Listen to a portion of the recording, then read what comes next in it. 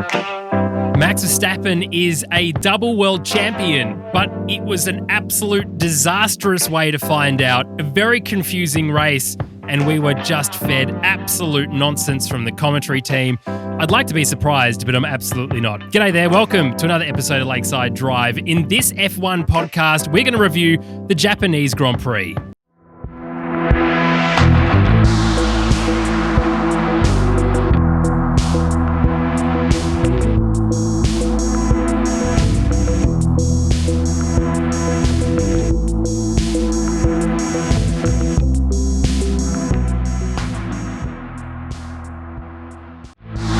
Joined by my friends and yours, Thomas J. Camp. G'day, mate. G'day, mate. How are you? I'm doing very well, thank you. And our fearless producer, Ezekiel Fenn. Hello, James. Our knowledgeable Aston Martin friend. You? Yes, good, thanks, and you. Look, you did very well. Ferrari Enzo was the greatest comment that got deleted out of our last podcast. Ferrari Enzo was a very good shout. Look, many people commented that it wasn't too bad. That was the feedback from the last episode. I've heard that many times. Not too bad. Shout out to your wife. But from what happened and the penalties that Freya has handed Tommy and myself, we fully take that. No problems whatsoever. But there was a lot of discussion about how you managed to hold the podcast. It was you. Congratulations on doing that. I am sitting here, Jim, if you weren't aware. Where? But honestly, a massive thank you to you for watching, listening, wherever you are in the world. It is great to have your company. Before we get into what is going on in the world of Formula One, all of that nonsense, Campy, why don't you say a massive thank you to our patrons before we get into it? Well, what do I say? I absolutely love the fact that you guys are not only listening to us and enjoying what we put out, the fact that you're willing to financially put some cash up to support us as well, because it does cost money. Not that we're completely fussed about it, but it says a lot. Invested communities, and when you put some cash in, it blows us away, and we're super thankful for it. But I don't really know what else to say other than thank you. It's probably the only word that is used to describe. We do this for fun, and it's great, and we enjoy it, and we're stoked that you enjoy it too. And the fact that you give us money, well, that's just mind blowing to me. So it's excellent. So thank you for your continued support and your investment in our product. I've just noticed also that you've put these over the microphones. I have. Thank you. Hopefully, you're welcome. Hopefully, the breathing is not so aggressive. Close, it's one of those campy things. You just cut me off. I know, but I just couldn't help myself. Look, I agree with you. Patrons, all of you are amazing. Yeah. We're going to have a bit of a shout out to you a little bit later on, but I wanted Campy to say that before we get into talking about the real thing of this episode. How good was Bathurst? Gizzy took it. That's exactly where I was going. SVG on the mountain, king.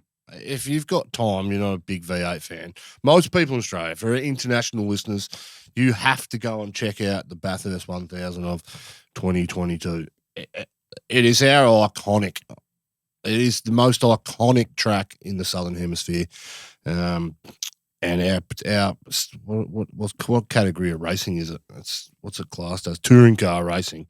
It is unbelievable. And there was a pass that Shane Van Gisbergen did down the straight this weekend where he bumped Brody Kostecki in front of him, which managed him to get him past of Chaz Mostert. And Chaz Mostert had a run on Kostecki, and it was unbelievable. That is why we love racing, because he's got 300 kilometres an hour to be ballsy enough to tap someone up the road to make a pass. It was special.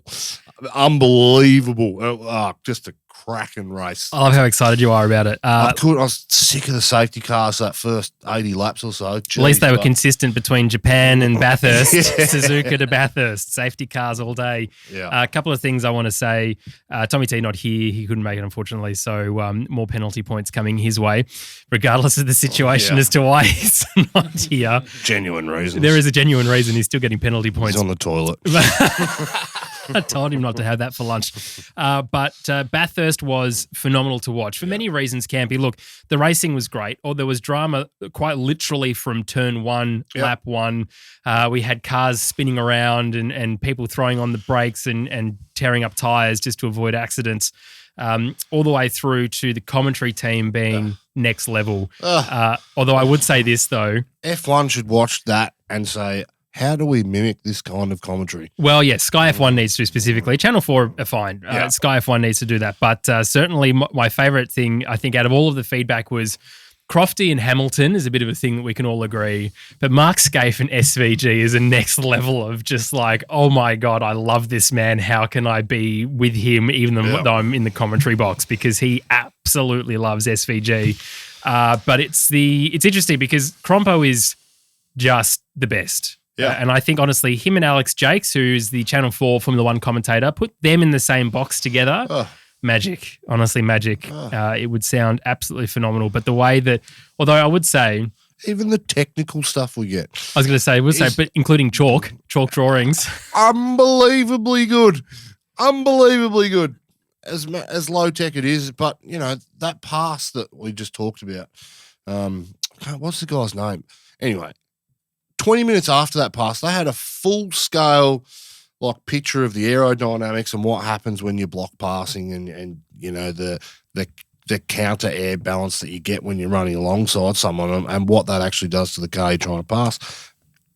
You never see anything like that in F1. That's no, it's way too technical for people to understand, so we're just not even going to say that or show something like that. Look, cracking product. Last race for Holden too. I was about to say, your manufacturer's last time on the mountain. How does that feel? It's sorrowful, quite frankly. Hey, we need to shout out Tander as well. Well, it's in my notes here. So he was SVG, instrumental. With Garth Tander. That's his 5th Bathurst victory. Tander's second stint was something to get that, build that 13, 14 second lap for a guy that, who's driving part-time in the series. Unbelievable. Now, a shout out to Tilly Willie, who absolutely loves supercars and did not want SVG to get on the podium. He wanted Chazzy to get up there. The problem is we didn't want a happy Zach Brown. So by all accounts, just Zach Brown. Absolute refusal of trying to stop him looking joyful. I'm surprised we even let him in the country. Well, it would have been interesting at the airport. I guess he would have flown in and out of Sydney because I guess he'd be going to Austin now for the US Grand Prix. But any kind of nice tattoo, mate. Shame you're not going to get another one kind of thing. It's that, it's very brave. But he enjoyed his camping chair. He sort of sat like this with his camping chair for the most of the thing until I did his cross. He embraced the culture of the weekend, though, didn't he?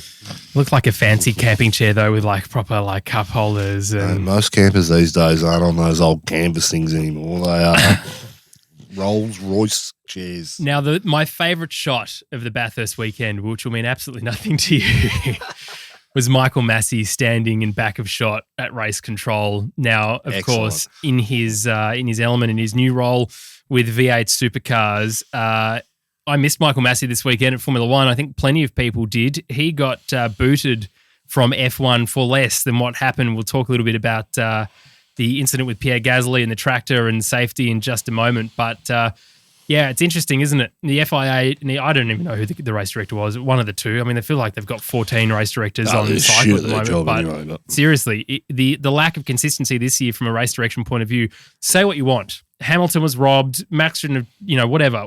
As I said in a previous episode, none of us were with the race director. He made a decision. He made the decision on the spot. It's better than indecision. And it is what it was, right? Yeah. So, but now that he's at least found a job within motorsport still, doing something is very good. And I'm glad that it's back here in Australia. Yeah. Okay. The Japanese Grand Prix. That's supercars. At one point, can I just say, I thought we would have to just do a supercars review because there wasn't a lot going on for the Japanese Grand Prix. There was 2 laps and they kept delaying and the clock was counting down. They were all watching Bathurst. Right, that's finished. Let's get the race started. The race director's like, oh, cool. All right, we can start that now. About bloody time. Yeah. Japanese Grand Prix, rain delays. Look, you and Tommy T said it the other day. This track, even in the rain, Campy, this track is the absolute best by far. Sebastian Vettel absolutely loves it too. At least they started the race when they should have this week. Mm. Unlike the Singapore debacle, that was a shambles. I still think we could have got a full race in, and that was my frustration. Yes, it was raining. Yes, there was some puddles across the track, but as we said, everyone wanted to start on those inters. No one wants to start on full wets. If we had have started on full wets in those conditions, you wouldn't have had the Carlos Sainz issue. I don't think it was aquaplaning that sent Sainz off anyway.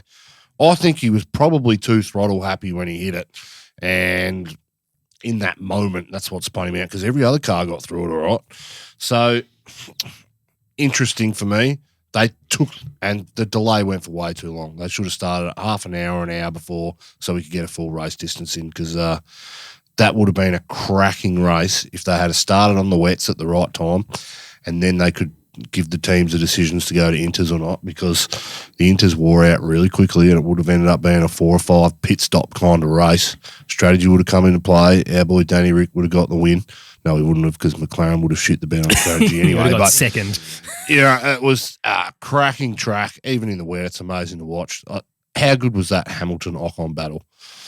Oh, that is the best 5. That is why we watch motorsport. That's why we love this sport. That is, those 5 laps, clearly Lewis was faster.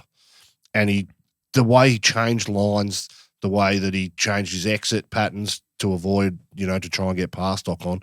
Ultimately, he didn't have the front speed, and I think it's probably because he had a bit too much downforce strapped on to do it.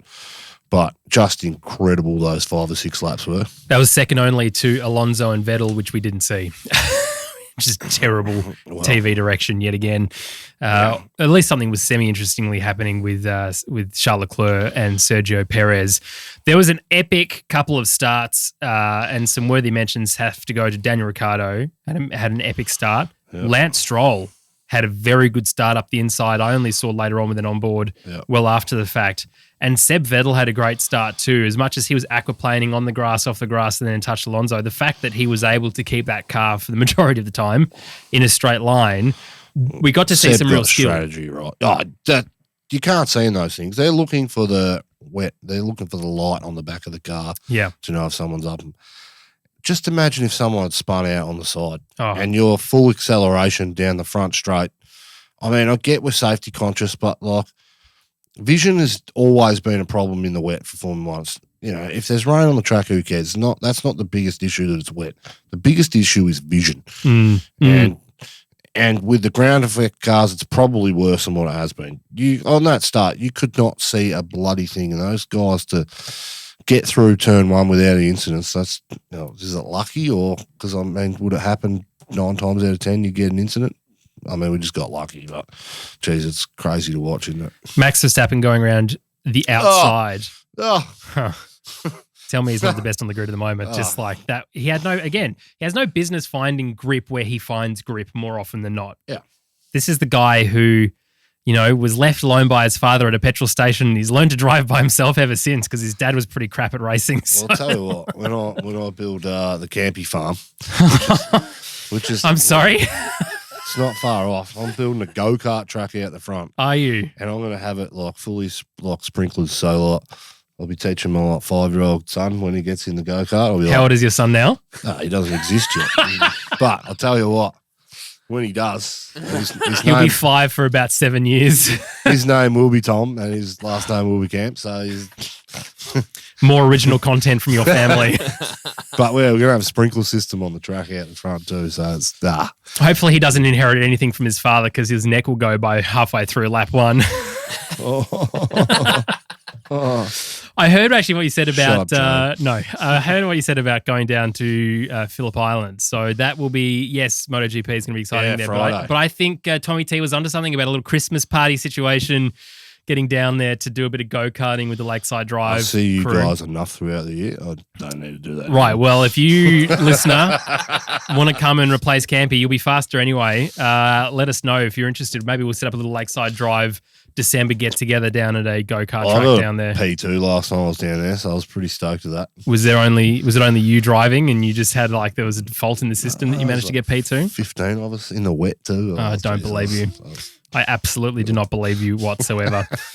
Okay, let's talk about this. I know you've got some opinions on this, the Gasly thing fucking idiot. with tracks. I'm so glad that I have to keep throwing Absolute markers. The biggest, and he's French too, so look, he's just an absolute dickhead. All right. So from what I understand, before we go through all of this, yes, he was speeding under red flags, but not past that section. So the infringement, yes, I get it. But I'm just saying the infringement of where he got done was before that point. So yes, he shouldn't have been going as fast as he was. I agree. But the penalty the FIA gave him was for speeding at a slightly earlier part in the track. Under double wave yellows.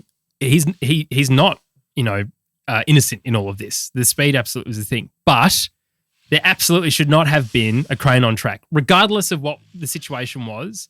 Whoever's car it was Carlos Sainz, I'm pretty sure it was Alex Albon's car. I can't remember. Yeah.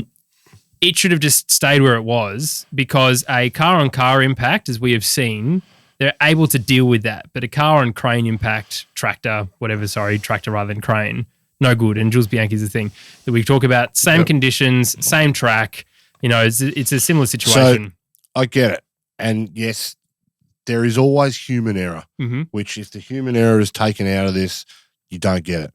But as drivers, they should know the rules by now. That if there's a double wave yellow, he went into the pit stop to get his car fixed because there was an incident, it was under yellow.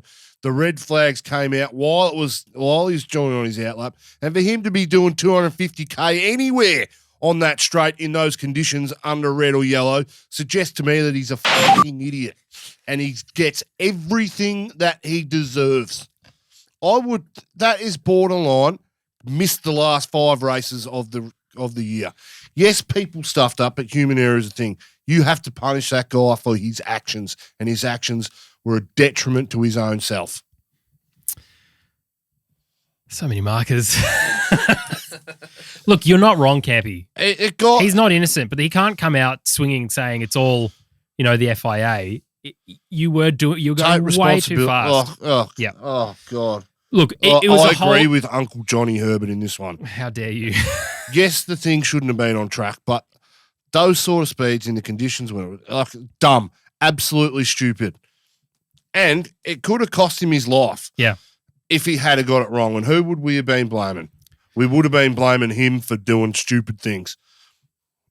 Yeah. Look, I think either way that you look at it, whatever side you're on, both of it is bad. The crane shouldn't have been there and he shouldn't have been, the tractor shouldn't have been there and he shouldn't have been going anywhere near as fast as he was. And he was so far behind anyway. Yeah, he was. It was, it was a whole lot of incidences that happened because he came out because he pitted, he was so far behind everyone, blah, blah, blah, but he's an idiot. Yeah. Well, at least they're going to, there's an all-French lineup at Alpine next year and they, just in time for their home Grand Prix, which has been deleted from the calendar. Oh, I could not care less than going Alpine. I could not care. Good on Alpine. Now, Alpine is a dumb organisation. They make dumb decisions all the time. Yes, their car is okay at the moment, but they should have taken Danny Rick and just dumb. The confusion at the end of the race was there from Sky F1, really. I think most people watching feeds around the world have Sky F1, and for whatever reason, they kept going on about this not full points awarded in the Grand Prix, which was incorrect. The statement of the rules, or this interpretation, inverted commas, of the word, that's been the same rule since like 1992. So that hasn't changed at all recently. The only thing that's come into it has been the addition of if the race doesn't resume under a red flag, because races in the past would just be suspended indefinitely. So there's still Grands Prix going on from the 90s that are still technically running. But anyway, so I think the whole thing is a little bit ridiculous. My question is to the producers of Sky. So it was full points in the end. It was always going to be full points because the race didn't finish under a red flag. Right. So as soon as they resumed, it's back to a normal race again, just like every other Grand Prix that we've had. Romain Grosjean's crash, good example. Massive delay, as absolutely fair enough, with red flags. Yeah. And then Lance Stroll tipping upside down again. So if still finished. If the race hadn't have restarted because of Grosjean's red flag, that's when you go back to the lap. I've got you. So it just resumed. So we go, cool, we're going to start the race, finish it under a clock. Now, the other issue that I have with how that all rounded out, I mean, we know how I feel about Sky F1 as it is, but the other issue that I have rounding it out is that Literally all of the drivers were convinced that it was not the last lap when they crossed the finish line. All of them. They all kept going as hard as possible. I don't know if you saw it was like the celebration of Max Verstappen won. The camera had to pan so quickly because he dived into one and kept going. Because he, plus every single other driver behind him, was convinced. And you listen back to the team radio. There's an F1 video saying, listen to every driver reaction after crossing the finish line. All of them are like, is this the end of the race? Is this the end of the race? He's pushing behind me. I don't want to give up position. Is this it? Are you sure? Like asking 4 or 5 times. Ugh. Seb didn't have any communications with his team at all. And if you couldn't see it, but what happened is Seb came on the outside to Alonso on the inside and it was like 11 thousandths of a second or something, the gap between them when they crossed the line. Yep. Of course you're going to keep pushing as hard. Both of them were all the way down. So there was just so much confusion around finishing this race, and it was the most underwhelming, worst bit of presenting I've ever seen. Karun Chandler's like, well done to Johnny. No, not well done to Johnny. That was terrible. I don't understand, and I said this to a couple of people, I do not understand why this is an F1 thing. It's not even a Sky thing, right? So we've gone to an F1 branded microphone. Why on earth does F1 have presenters traveling around the circuits with them? You've got Laura Winter, mega. Lawrence Barretto, getting better and better all the time. Even Will Buxton would have dramatically paused enough for everything to have sunk in to have an amazing announcement. They're relegated to Pit Lane Channel and F1 TV, and F1 insists on having former drivers. Why do you have Takuma Sato there at the Japanese Grand Prix? Why have Johnny Herbert, who is useless at the best of times talking with Sky F1 people, let alone standing there and trying to do anything? He completely stuffed the whole thing up. It was, firstly, he shouldn't have been out there to begin with. If there was any likelihood that penalty was going to come down range, F1 should have known about it and should have paused the interviews for another 2 minutes. It wouldn't have hurt them to have an actual celebration, because as far as I'm concerned, Honda did not deserve to win a championship like that. Neither did Max Verstappen. He's been so dominant all year, and it's a afterthought. Here you go. Oh, by the way, just come back over here, Max. I think we've got something to tell you. Honestly, we pay for this. It was lackluster from Uncle Johnny. I'm not his biggest fan. I think the organisation could have been don't interview them if there's penalties after the race, or it's going to be reviewed. Well, the problem is it's not reviewed after the race. So they gave the penalty during the racing conditions, just so happened to be on that last, an incident happened on the final, 2 turns. So just hold it up for 5 minutes. It's not, no one's going to lose their mind. Everyone will be standing around going, what's happening? It's like, I get it now. We're crowning a world champion. They delayed it for everything else. Yeah, I know. It's not like they're running to a schedule at this point. It's been delayed by so much. They could have just held off. I feel for Max, the whole Red Bull team and everyone else, because it was just an absolute disaster. And as fans, and I spoke to a couple of you, messaged me on Instagram, and a lot of you went to bed after it finished, and you woke up and went, hang on, what? I didn't even know that full points were awarded. Well, because, anyway, the graphics, to be fair to the graphics department in F1, always said full points were going to be awarded. Yeah, okay. So it was the commentators doing their own narrative. Crofty being an idiot. Unsurprising. Now, there's a couple of things. The other thing, that I want to mention is Max isn't convinced, right? He's up in, I don't know if you saw this, he's up in the cool down room with the other drivers. And they're all like, Max, you're champion. He's like, are you sure? And they open this door to this other room. And in this room is this red velvet chair with this beautiful rug on it and everything else, with world champion on the back thing and this big screen and everything else. And so he has to awkwardly go and he's like, are you sure? He awkwardly sits on this chair, crosses his legs on arms and smiles for one photo from the Red Bull guys, and then stands up. He goes, it's pretty lonely in there actually, and goes back into the other core.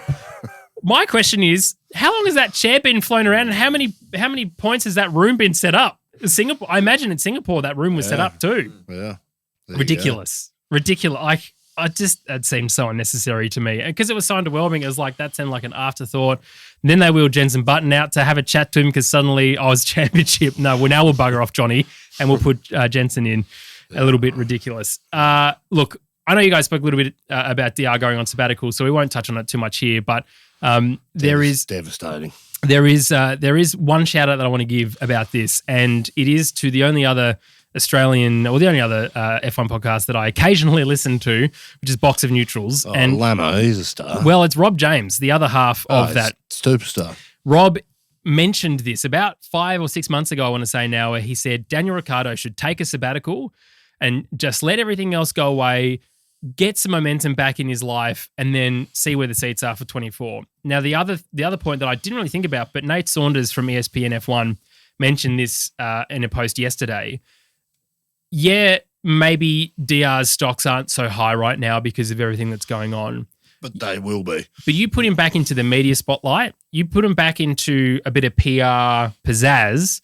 His worth goes through the roof next year because of all of the television spots that he'll do, all of the interviews that he'll do, all of that sort of other stuff to be able to get back into a better spot, right? Yeah. So he comes back in with now a little bit more weight than he had previously because, like a lot of these teams, they want to find some followers for themselves too. And Drive to Survive, I think, has really taken away that I'm a Ferrari fan, I'm a McLaren fan, whatever, and made more of a I'm a Danny Rick fan or I'm a Pierre Gasly fan. Yeah. So I think it's a good it's he either goes to Williams or Haas. No. Or he just takes a complete sabbatical, not even reserve driver for Mercedes. He's just full sabbatical. Yeah. Just I'm doing my own thing. Going to hang out with the Channel 4 guys with Mark Webber and got David plenty Coulthard. of cash, so doesn't cost him anything because he's stealing cash getting off paid. me, by the way. It's a bloody robbery. Getting to it. But actually, to keep it a positive, mate, because I know, dear listener, it's very difficult at the moment to watch. It'll be like Lazarus in the Bible. He'll die and come back to life. This is Danny Rick's. That's what it is. That's what will happen. Danny Rick will be back and better than ever at some stage. Now, he is slightly richer, only because of your purchase over the weekend. What happened, Thomas J. Camp? Oh, well, I saw the merch. Everyone was talking about the merch. I'm not a big merch guy. I just wear black t-shirts literally every day. So we're all dressed the same though. So I jumped on. I saw the mini helmet, and I'm a massive fan of mini helmets. So I was like, yeah, I'll get $180. I was like, oh, that's pretty good. So I did the whole transaction, went through it, and next thing I look at my phone, $310 came out. I was like, oh, US dollars. Geez, I was dirty. US dollars and shipping. The shipping is so expensive because it's been sent from the US. The shipping was all right. It was like $13. Oh, that's but I good. could have paid $110 US for an expedited one. I was like, you may as well have at that point. Oh, yeah, I know. Because it's going to, and trust me, I've got some DR merch. It takes ages to get here. I did it from the joint bank account too. Oh, dear. So I had to come clean to the missus. We're out. I was like, oh, sorry, I spent $300 on a helmet. And I didn't mean to. She was like, oh, that's okay. It's your money. I was like, good. It's our money. I've made a huge mistake. Oh, that's very, very funny. Now, let's just wind this up before we get to our Discord comment of the week. I just want to get your Pierre thoughts. Gasly is an idiot. Okay, no, but I just want your thoughts on this empty seat at Williams and this empty seat at Haas. Who do you think? Because Dale's out of the picture now. Nick De Vries is now into AlphaTauri. You got Mick Schumacher, Giovinazzi, and Hulkenberg being discussed about that seat in Haas. Yeah. There's only really, as far as I'm aware, there's only really Logan Sargent and Jack Doohan who have been publicly spoken about that seat. So I imagine Williams will be pushing very hard to get Danny Rick at the moment because Jenson Button even said a couple of weeks ago, look, Danny should go to Williams because it's a team on the up. Well, he's also invested in it because Jenson's doing work with Williams. Yeah. But I still imagine that, because Danny didn't say I'm not going to be on the grid next year. It's seeming unlikely that, I'm going to be on the grid next year. So, because I can't really see anyone else in the frame for that Williams seat. Well, Sargent won't have his super license points until Abu Dhabi, is that right? And that's only if he finishes 6th and above, from what I understand. Sargent, for me, is not a guy that particularly deserves... I mean, he had a good year against Mick Schumacher, right? Mm-hmm. Came second in F2 that year that Mick won it. I just don't think Sargent... He's been there for so long. And if you're not getting results in those junior categories, like the guys we've seen that's gone before him, like your Piastris, your Norris, your George Russells, Carlos Sainz, etc., these guys and Lewis Hamilton in that F2, unbelievable. Oh. That Portuguese Grand Prix, that is That's exactly where I went. That is one of the greatest F2 races you will ever see. 100%. And it's guys like that, and most of the guys on the grid at the moment have put in performances in F2 and F3 that people just go, wow, this guy's speed is incredible. Sargent is not a guy that I think is in that category. I'm rooting for him. Yes, I want him on the grid. This year he's been doing well in F2, but he's a bit like everyone else in F2 at the moment where they're all sort of so inconsistent and they get 1 or 2, 3, 4 really good results for the year. But other than that, consistent week in, week out performance and mind-bendingly fast speeds. No one on that grid in there for me deserves to be there yet. Doing great if you can get the drive, but I think he should probably have another year in F2. Yeah. And come out and prove what he can actually do in order to deserve it. He's only tested one F1 car, like one test for Alpine. So there's no way he's going into a full-time seat after one test. That's just my opinion. I'm rooting for him, want him to be there, but he's no Piastri. I need to be careful what I say here because I could divide some Aussie fans. I listened to a podcast with him the other week as well, just this week on Gypsy Tales, which was a cracking podcast as well. So, look, the kid's got it. I think he'll be in F1 at some stage because of his name and, his results have somewhat guaranteed him at least test driving. He does well in his test, he'll get on the grid. But there's no one for me that sticks my head up, which is why someone like Hulkenberg, if Hulkenberg comes back, that's better for Danny Rick, right? Hulkenberg comes back after 3 years out, performs really well. People go, you can have a break and come back to the sport and get your head right, blah, blah. Don't think Italian Jesus is worth being back in the sport. It's a tough one, isn't it? I don't know who opens it up. But for me, Hulk's the logical.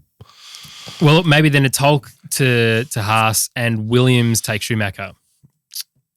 Schumacher's a tough one. Well, by all accounts, Haas don't want him. Yeah. Otherwise, they would have secured him already. The only place for him is Williams. So why does Haas not want Schumacher? Is it a monetary thing? It's got to be something like that. They're not coming out saying, well, we don't think he's good enough for Formula One, so no, we're not having him in our team. Well, he's still in the frame, is what Gunther has been saying. So, that's not a good look. Schumacher's probably been the most open seat we've talked about from day one because Haas have been really clear about their intentions for next year and that Mick Schumacher's not part of that. I think Ferrari probably would have been putting pressure on them for Haas to take them as, a Ferrari customer team. But who knows? Mick's no longer part of the Ferrari Junior Academy. Yeah, he's not. So the pressure is gone. Giovinazzi is, though. Watch this space, I guess. Williams, would Williams roll the red carpet out for being a Mercedes team? Would someone like Toto step in and go, well, Schumacher finished his career with us. We love him. And will they roll the red carpet out for Mick and give him another couple of years? Well, it's probably the most likely. Maybe Stoffel Van Dorn could come back from Formula E too. You just don't know. Jeez, McLaren's ruined some big name drivers, haven't they? I personally blame Zach Brown, Fernando Alonso. And now it's time for the Discord comment of the week. Thank you for your contribution, Zeke. It's a very short one. It comes from Steen N. Bloody Massey gifting Max another title. All the way from Bathurst.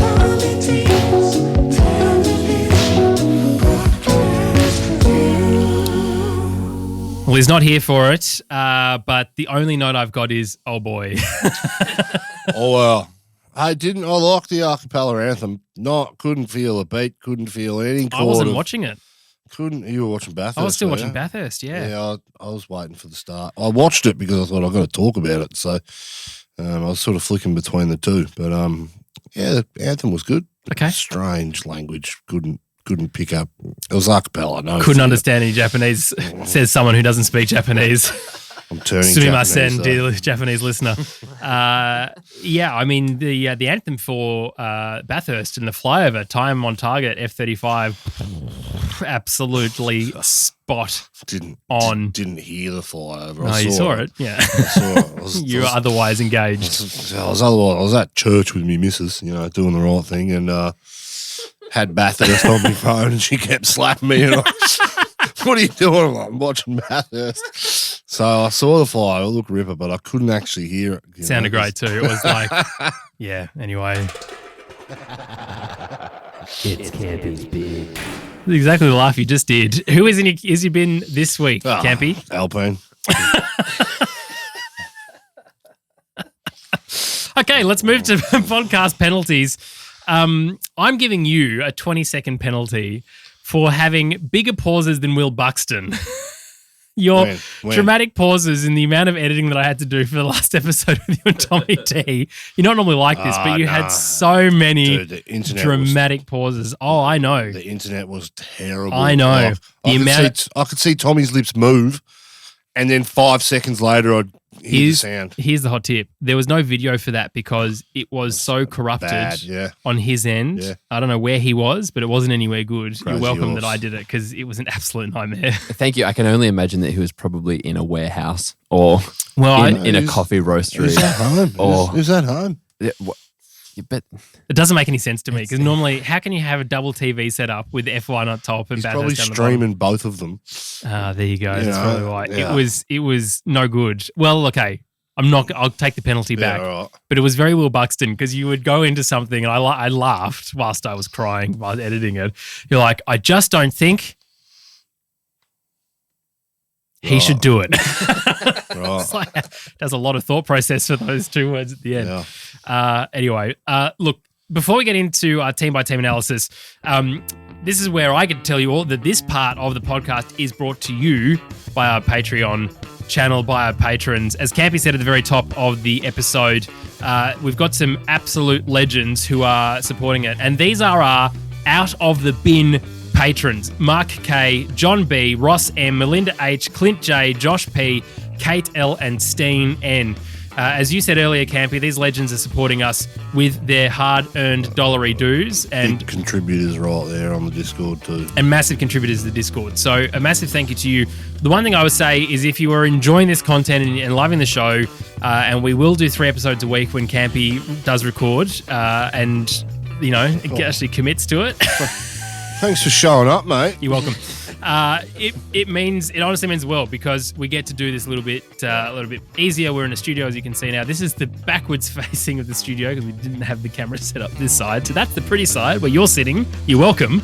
This side is where you get to look at Zeke, who has been absolutely invested in this entire episode as the middle of the camera. No, you have. I'm giving you positive reinforcement. You've been actually engaged. First, that's all. Okay, cool. She's getting slammed. But look, a massive thank you to you. There is 3 levels to support us. There is the supporter level, out of the bin, which is the names that I've just mentioned, and the top tier, a consummate professional. Consummating. We won't ever keep any of our content behind a paywall, but if you'd like to support us going into our 5th season of producing content into next season, then please jump onto our Patreon program. You can do that right now by finding the link in the description below in this podcast episode. All right, let's get into our team-by-team analysis. Thomas J. Camp, Ezekiel Fenn. We're going to start at the very back, which is Alfa Romeo, Zhou Guanyu in 16th and Valtteri Bottas in 15th. This is the lowest scoring team out of everyone, which is a bit of a surprise. Yeah, look, Bottas pitted with about 12 minutes to go because I think someone came out and I can't remember who it was after they pitted. And their new tyres were 5 seconds quicker than everybody else, so they thought they would make that up. And Bottas, unfortunately, had some good track position. He was behind Lando and in front of Danny Rick, but he pitted because they thought they'd make it up on the back end, but it just didn't work out that way. So that's why he was a bit further down. Guan Zhou, I'm trying to think about his race. I can't remember seeing him or hearing from him. He came last, so there you go.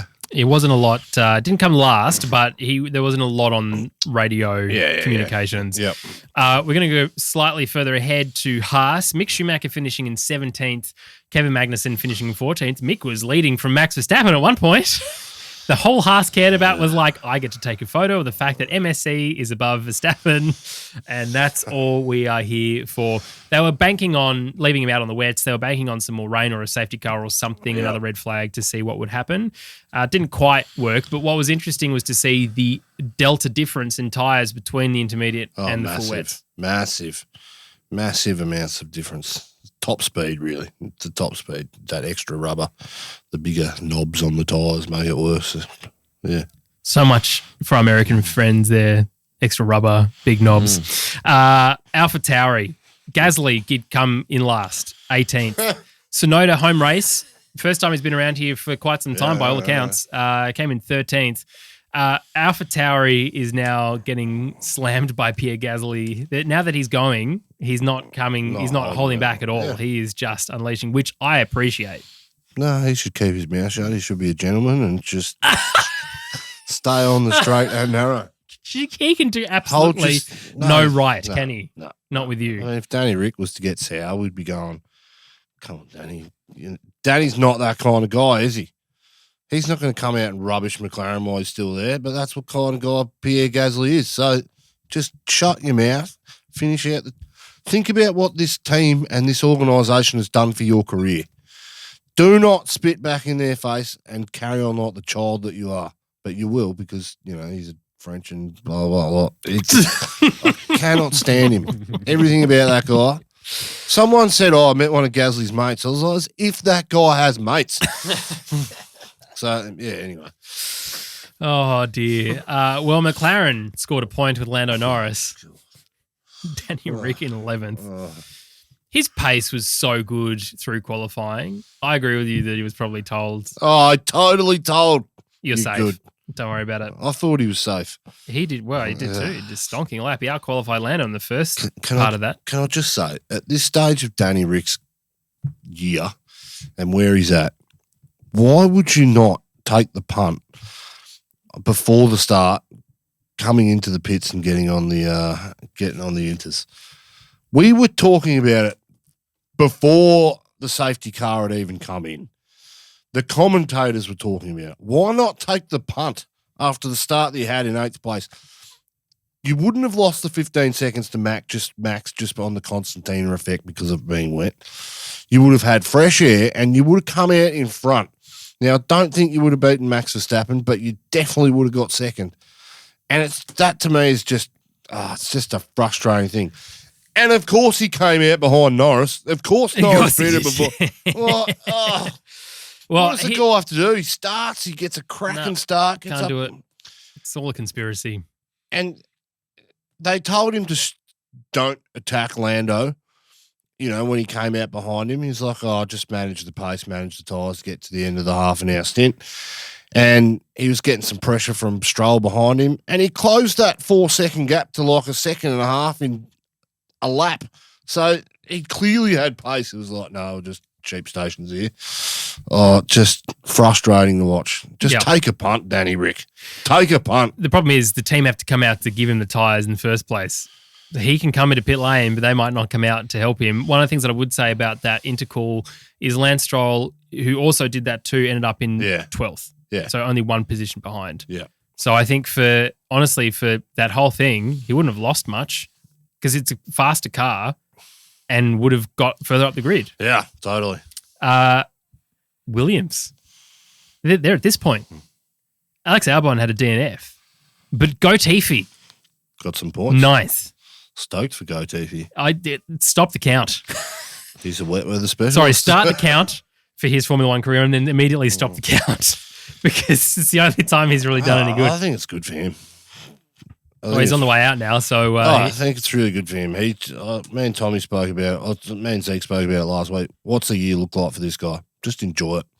Suck up every little moment. No pressure. Go out and perform, get some points and have some good memories of F1. And, hey, great for him. Albon, well, he had a mechanical on that one, didn't he? It was a mechanical. Yeah. Which is a shame for him because he didn't have a great showing in Singapore. And I think he probably needed just to have the ability to get there. Yeah, but if Latifi was 9th, Albon, who knows? What could have happened? It could have been interesting. This is probably my favourite result for the whole weekend. Aston Martin, Sebastian Vettel in 6th. Yeah, I know. Oh, absolute star. From being last on turn 1, lap 1, to finishing 6th on the grid.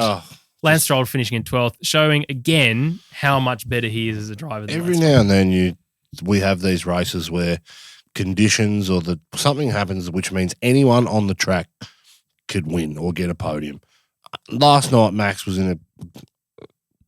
he was so much better than everybody else. But this was one of those nights anyone could have got second, really, realistically, if they got the strategy right. They all had the opportunity to do it. No one took it up to do it. Aston Martin, they made the call. They have to make those calls, and they traditionally have when they were Racing Point. And when Stroll went there for the first couple of years as, what was it called, Force India or whatever it was. Mm-hmm. Like, traditionally, they've been the team that have made those alternate strategies and those big calls work. And good on Seb. It was good to see him in the top 6. No one wanted to see him at the back of the grid. No. Not at Suzuka. Not his last outing there. So, great for Seb. Great result. Stroll's just, that guy's just. Well, as I said, he had a good start, but then the rest of the race just meh. It's just all he is. Hey, he's one of those drivers on the grid that shouldn't be there. When Lewis Hamilton talks that Danny Ricks proved himself, he means that there's other people on the grid that shouldn't be there, and Stroll's one of them. Mm-hmm. Talking about Mercedes, Lewis Hamilton finished in 5th. George Russell was not a happy boy and finished in 8th after tyre choice. Fernando Alonso pitted and managed to get him. That was the pace deficit between the Mercedes and the Alpine we saw further up the grid with Hamilton and Ocon.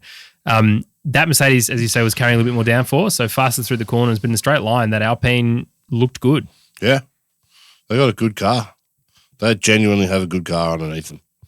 And they're back in 4th in the constructors now, aren't they? So Only just. But in terms of the performance for the previous weekend with 4th and 5th with that's what I mean, yeah. McLaren, that's once in a blue moon for McLaren when it comes to a double performance. Yeah. This is more akin to what Alpine are used to. Fernando Alonso finishing in 7th and Esteban Ocon finishing in 4th. I've probably said it before, but imagine if Danny Rick was in that car. Oh God, he'd be 5 tenths better than Ocon. They'd put him almost on the front row. Thing is, though, and I think about this a bit.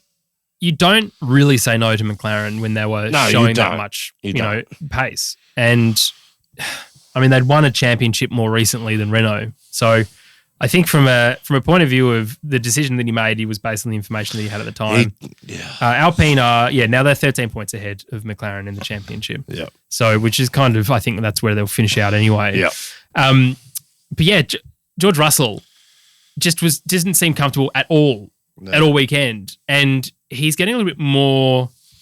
The team really needs to pick their game up a little bit in the press conferences. Have you noticed that he's sort of now gone from praising Mercedes as a Williams driver and doing all that sort of other stuff in the first couple of races, and now he's starting to stand his ground? I don't mind that, to be honest.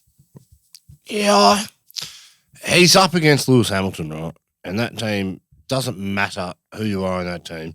That team is geared towards Lewis Hamilton and will be until he retires. He's going to play second fiddle. Yes, he'll have 1 or 2 people in the team that are going for it, but I don't mind it. But then again, I think he's saying those things when he's, particularly in this second half of the season, he's been consistent all year, but his best is not good enough to beat Lewis when Lewis is on and the car's working. And we saw those 5 or 6 races where Mercedes were on the podium every race and they should have won Zandvoort with Lewis there.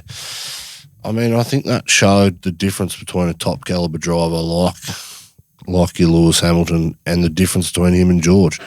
George can't pull out those extra 5 tenths, and I think he may be starting to be aware of that, and he's starting to, shit can the team for it. Yeah. Ferrari. What are some Ferraris?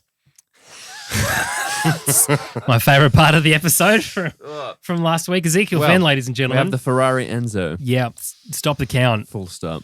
What a great car. It is a V12. What a bloody good car. That's good to know. Yeah, it's fantastic. I love the 458 Italia. It's just, damn. It'd be, I'd sort of visualising you, Monaco, VIP event, Ferrari. And they're not going to let you anywhere near the cars, but give me a break. You'd fit right in. Oh, please. You'd go to the dinner I don't own loafers, slip-on shoes and white jeans. Well, you're wearing yours now. I don't know why you're saying and a silk shirt. No, I've never seen more loafer-like boots in my life. I just wouldn't ever fit in a place like that. No, they never say never.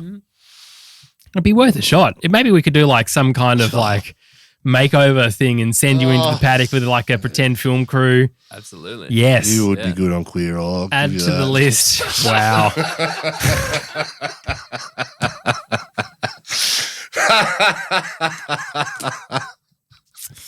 On that bombshell.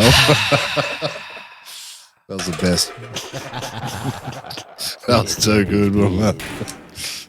Do I have another one for that? Oh, yeah. Show some bloody respect. Thank you, Lemonado. He should.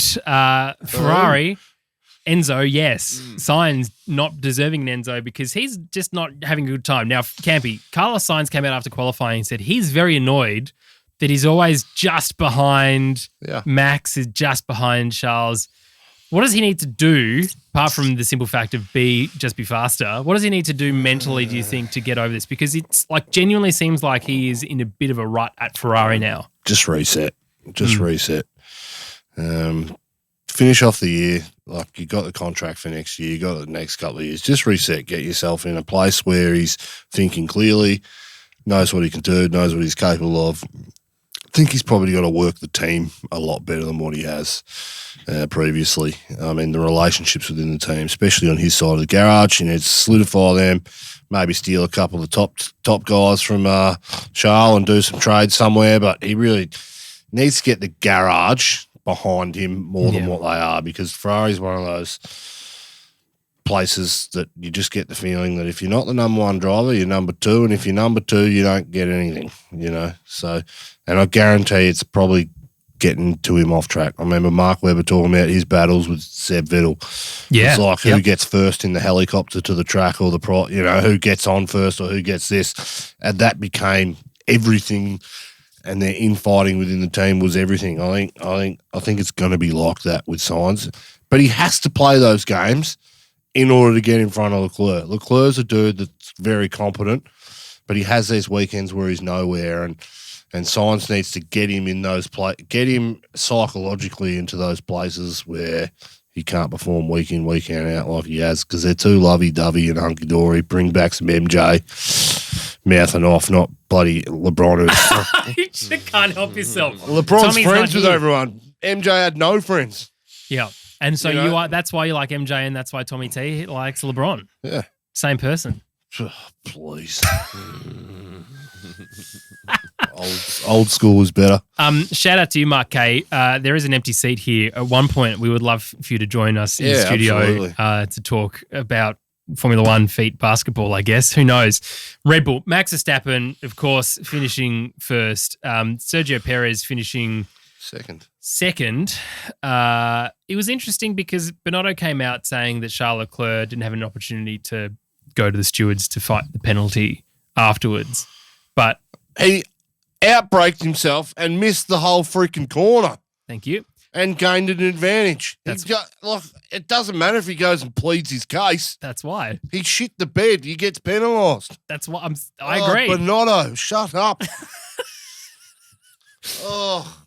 So he quite enjoyed that. That was an interesting point. But anyway, Sergio Perez came out pretty much immediately and said, looking forward to fighting for a world championship next year. You're not going to get one, mate. Sorry. Not when Max is in the car next to you. Nope. Max Verstappen, second championship now. Some people are like, well done on your first championship. Okay, good. Let it go. It's happened. Move on from Abu Dhabi, please, God. Do you think we're going to see a bit of a run here, like I said? Because the reason why I ask, like I said, Vettel, the reason why I ask is because Hamilton, this Mercedes thing, the new turbo hybrid era with the Daimler trucks thing that they had and everything else that you've spoken about in the history of the podcast to now has meant that they were always like this team that was ahead. Let's not forget early days when the new regulations happened, Valtteri Bottas and Felipe Massa in a Williams were getting great results, podiums because of the power unit. Yep. So now that that's sort of no longer really a big thing, we're on the run to 2026. So we've got 3, 4, 5 before the new regulations come in. So potentially another 3 championships on the trot. Yep. It would be said, though, that Ferrari have lost the plot a little bit, a lot, when it comes to trying to make a world championship car. They will be wanting to sort it out this year going into next year, and Mercedes are on the hunt. Do you think Red Bull is in a position like it was with Seb Vettel, where they're just going to always be that extra step ahead of the rest of the teams no matter what happens because of Adrian Newey? Yeah, the Adrian Newey cars are just that much better than everything else on track. The reason they were so uncompetitive in that the first iteration of the turbo hybrid era is because the engine was a dog, and that was what held them back. But they still competed. How many race wins did they get throughout that era? They got 3 in 2014. They got none in 15. 16, Max and Danny both won races. 17, Max and Danny both won races. 18 they did. And then 9, yeah. So, I mean, they were fighting above their weight with an engine, with a poor engine. Now they've figured out the engine. And with that, with the 10 years of whatever, since 2014, however 8 years we've had of engines and increasing, the gap slowly gets bigger in all those things. And no one can design a car like Newey. So I can't see them not going on and winning. And that's the way our sport is happening. Since you go back to 2010, it is dynasties. It's 4 on the trot for Red Bull and 8 or whatever it was, 7 for 8 for Mercedes. 8 for Mercedes, and then we've had 2 from Red Bull, and it's not good. It's probably going to be 5. Going into 2026, the way it trends. Once you get something right, you will eventually get knocked off your pedestal. But it seems to me that the gap is just so far at the top between Red Bull and everyone else that it's insurpassable. Would you say that's motorsport? Fantasy.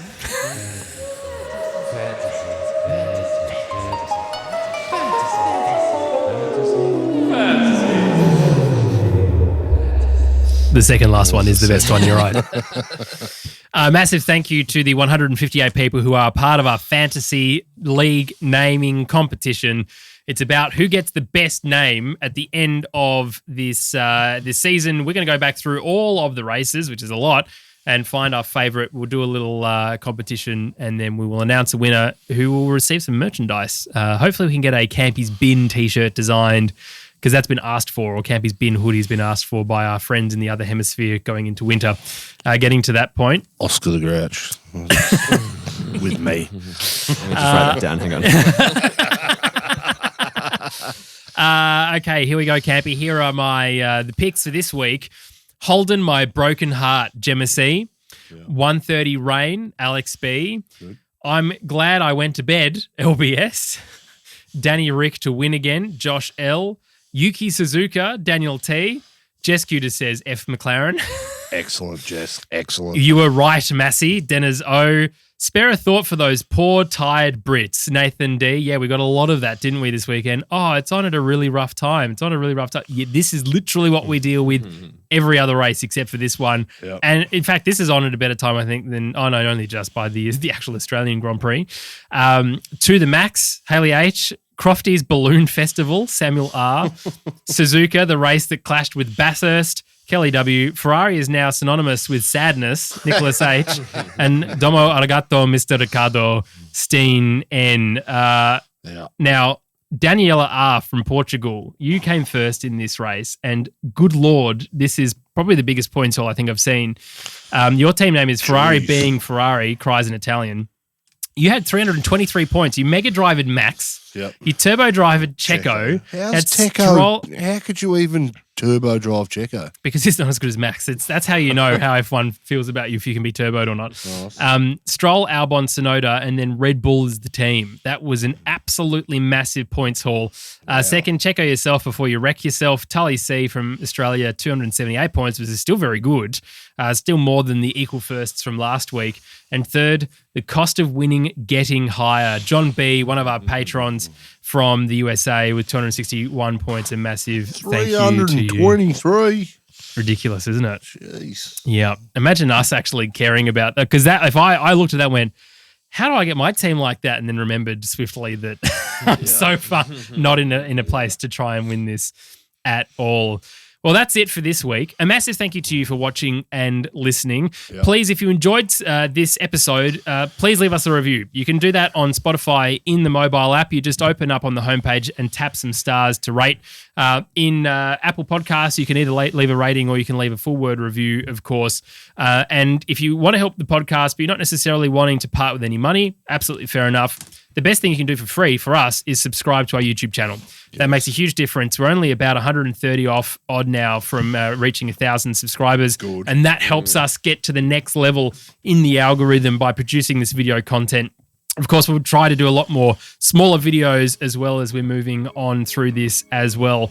Now, Campy, yes, we're going to do a preview podcast next week. I'm not going to physically be here for it, but I will remotely hopefully be here. But we're going to go to Texas, which I'm very excited about for all of us, but it's a place that's very special to your heart and very close to your lips. Yeah, it is. I love the joint. Yeah. It's only a select people know what I'm referring to. Do you want to do the big reveal? I think we should do the big reveal maybe on the review podcast for Texas, for Austin. Really? Maybe maybe that is just a Patreon thing. You know what? You've ragged on me. Like, you've made this joke about, Max was having a tattoo on your lip for like 5 years. I'm just going to announce it now. No. It's not that exciting. It's not that exciting. It is very now. The story about it. That build-up. The story is incredible. Anyway, that's all to come. I do love Texas. Is the coolest place I've ever. It's rad. New Orleans is rad too, but Texas, Austin, Texas, Dallas. Oh, jeez. Well, we're looking forward to that. Don't forget, this week, Freya's F1 Fridays will be on Friday, funnily enough, and Campy's Corner will happen on Sunday. Gents, a massive thank you to you, Ezekiel Fenn, our Ferrari guest host of knowledge. Thank you. And producer Campy, massive thank you to you. Thank you to you. We'll see you very soon for another episode of Lakeside Drive's F1 podcast.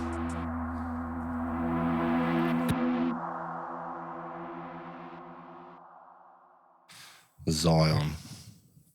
Interesting concept. They love Zion. Interesting concept. Sounds like Frankston to me.